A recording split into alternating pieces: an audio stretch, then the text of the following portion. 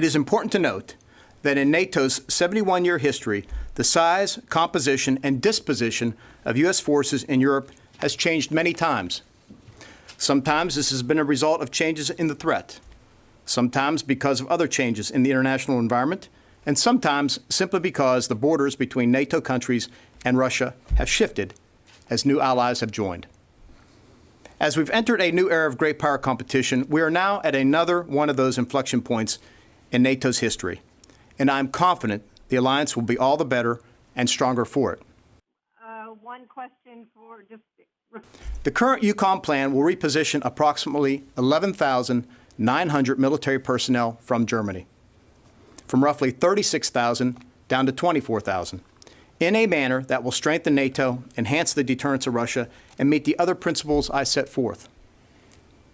Of the 11,900, nearly 5,600 service members will be repositioned within NATO countries, and approximately 6,400 will return to the United States, though many of these or similar units will begin conducting rotational deployments back to Europe.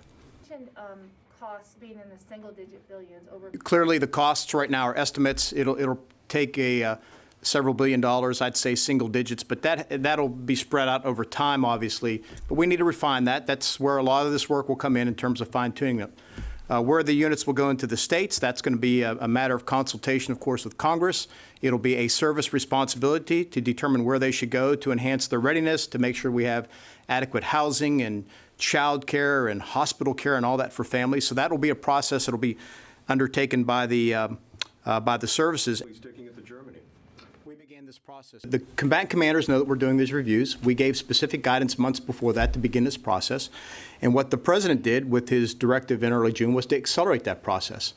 When you step back and you look at what's happened, right, what you'll see is we are still retaining a little more than 24,000 troops in Germany, which is still a lot, and I think still more than any other country in Europe.